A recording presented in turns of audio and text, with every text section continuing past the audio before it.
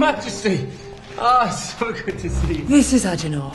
He's a liar and a thief. I know it didn't work out between us, but please, do try and get over it. He wanted my hand in marriage. When I refused, he tried to run away with the crown jewels. I think it's my extraordinary eyes. Actually, you had the eyes of your father. Do you know his father? Yeah, as you know here. He's the son of the great god Poseidon. Your new boyfriend is clearly insane. I'm your cousin, as you know. I'm the son of Zeus. Half god. I'm abandoned just like you. If my father sent you, I want nothing to do with you. Your father's dead. Gods don't die. I do now. This is Edward Douglas from ComingSoon.net. I'm here with an actor who's been in a lot of movies you've seen. You might remember from Rock and Rolla, Guy Ritchie's movie from a couple of years ago where he played the Rock and Rolla. And since then he's been in movies like Prince of Persia, Sorcerer's Apprentice. He was in The War Horse last year, Oscar-nominated movie. And I'm talking to him about Wrath of the Titans, which is the new movie from Warner Brothers, which is the sequel to Clash of the Titans, which is a remake of Clash of the Titans. And he plays a character named Agenor. Agenor? Agenor, yeah. Yeah, I mean, if you're trying to sound more Grecian. Yeah, but it's a new character. It's the son of Poseidon, yeah. And it's kind of interesting because it's interesting to kind of come into a sequel like this where it's like a new character, whole new thing. What was like a react? Did they actually have a script for you? Like what was they it? Did, yeah. They had a script, and when I sat down and met Sam for the first time in the read through, he sort of said to me, he said, "We got to get this just right. I want to make this bigger. I want to make it this." And I said, "Well, what's interesting is."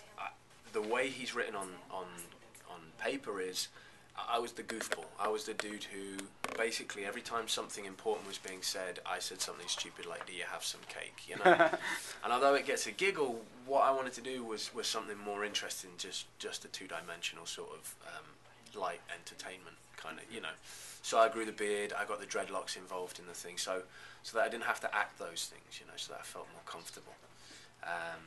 But yeah, there was a lot of changes, but I was very pleased. I haven't seen the film, so I don't know how it's turned out. So. Yeah, I was going to ask about the beard and the hair because it was like one of the, even knowing you and having seen you in these movies and met you, I would not have seen this movie and go like, that's Toby Kebbell. No, that's character. But that's what I'm trying for. I don't do magazine interviews about myself as much as possible. If I'm promoting a film, then I want to promote the film. I'm proud of my work. So I'll do the press junkets and I'll do the press tours because I always want to do that. But I'm not really doing this to make myself important. Do you know what I mean? So I'm doing it out of the passion and the love I get from being on set and spending that time. And I know it can seem like, oh, how gallant. It's bullshit. It's just that I don't really like talking about myself. I have a great self-deprecating personality. So I think, my work is what I enjoy and what I'd like to promote forward rather than who I am. You get along well in New York because that's a very New York actor ethos. Yeah. It is very much like a lot of New York actors who work very hard. They do a lot of movies, a lot of theater, but they do interviews. Like it's like I don't blame them because they're so good on screen. That's all. That's important, really. Exactly. And how relevant is it where I shop? Right. Oh yeah. No. Exactly. Is that relevant at all? I don't. But where do you shop? No, I'm just kidding. Dolce and Gabbana. Yeah. Well, it's funny. The thing about these movies that's great. I was actually on the set of Prince of Persia. That's where we first met. Right, yeah. And I was on the set of Clash of the Titans, the first one. And the thing about these, which was actually, I don't know if it was shot at the same place, but it was very close. Yeah. But it was, the thing they were really big on locations for this. And you've done location work for Prince of Persia. Yeah. But this one was you had a lot of like. We had a lot of different locations. Yeah, can you talk about some of those locations and we went to? To extremes. We went to two extremes. Well, we did London studios because the studios there in London are fantastic. We were at Shepperton Studios. We spent a lot of time in there for the interiors, but then our exteriors were in Tenerife. Right. In a couple of beautiful places. There's a couple of mountain ranges up there that are actually volcanic. They're not really mountain ranges. They're just volcanic piles. Which sounds horrific. Imagine getting volcanic path. I know. It's funny. It's funny because that's one of the things where people immediately think of CG. Yeah, like exactly. In this movie, and that's it's not. The amazing thing about it. Yeah, and when you go there, it's a very alien world. It's this very dark, black, churned over Earth that has these bizarre purple and green flowers sprouting from it. But then we went to the other extreme, which is Wales, into the Welsh valleys and mountains there, which was ice cold. Oh wow! Truly freezing cold. The wind chill took it right down to zero. We lost a couple of soldiers who had to stand around. Oh really? From the wind chill. Yeah, it was extremely cold, and we didn't. I don't mean we lost them. You know, they didn't die. Oh, okay, that's good. What I mean was they were like 75 pounds a day isn't enough for me to stand around in this cold in a skirt, and I get it. I truly understood it. So there were no hard feelings from anyone or to anyone. But yeah, they again another place where you came there and you're like, man, it feels like it was built. Oh yeah. Yeah, stunning places and incredible special effects. You know. Yeah, but I mean, Prince of Persia. That was also. I mean, that was like I remember it was like 105, 110 degree weather. When we you were in there. More than that. It was 51 degrees centigrade, right by the Sahara. Wow. Okay. Yeah. So that's you double it plus 30, right? So that's 132. Oh, yeah. So it was a lot of. That's hot. That's inhumane. I don't think you could actually live rather than act to make a movie. Wow. Yeah, it was unreal. And we were on horseback. I think I drank 11 bottles of water that day. Wow. And didn't take a wee at all. It was a lot of sweat, a lot of perspiration. Yeah. Did you get to go to the mountain? Because one of the things about the shot I liked from the first Clash movie, when they went to the top of the mountains and you look down and you can see the cloud. Did they take you up there even though they didn't shoot there? Did they get to go up there? Yeah, we did. I mean, but that's Tenerife. That's the top of the. Oh, it is. Okay. Volcano. Yeah. Yeah. Oh, it is. So you're able to see that the cloud. We have a different. Top of the clouds. Yeah, they didn't use it in the film, but there was a couple of places where we stopped with Bill Nighy's character, and looked down towards where the labyrinth was going to be, but I think they chose us just walking towards it rather than us stopping at any other point. I haven't seen the film again, so I don't know where it was, but there was a couple of times that we went right up, and it was an excellent, beautiful thing. And then so we go up to this beautiful landscape that's looking down to the area they're going to CGI, the labyrinth entrance, etc. Oh, yeah. And there's this big fake rock.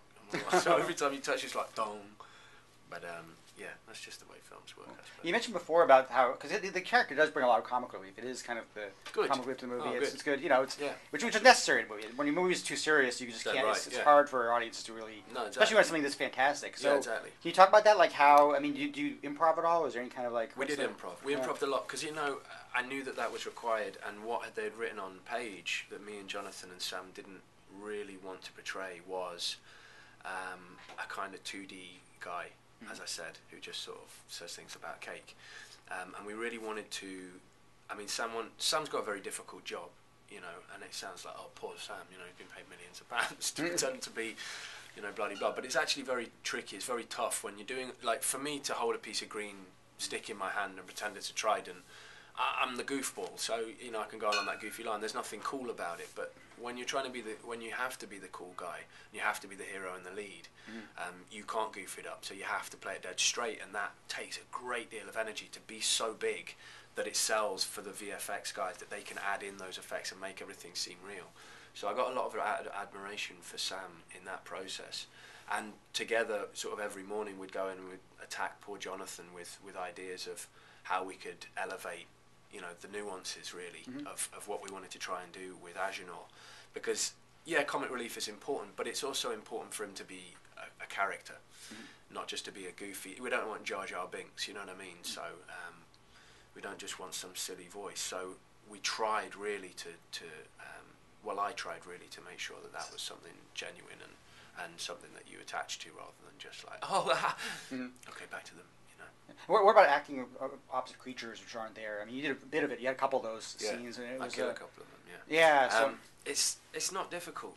I can't say it's horrendously difficult. It's just a lot of technical work. Sometimes you're swinging your sword and there's, you know, an inch and a half's difference between where your sword actually landed and where they want it to land. Okay, so you have to get things dead right. And, you know, when you say you're fit enough to do your own stunts, you have to be able to. So yeah, I caught myself, but I got it done. Oh, cool. And I don't know if it's a spoiler, but you're actually one of the people who survives this movie, which is which is brilliant. No one survived the last movie. Exactly.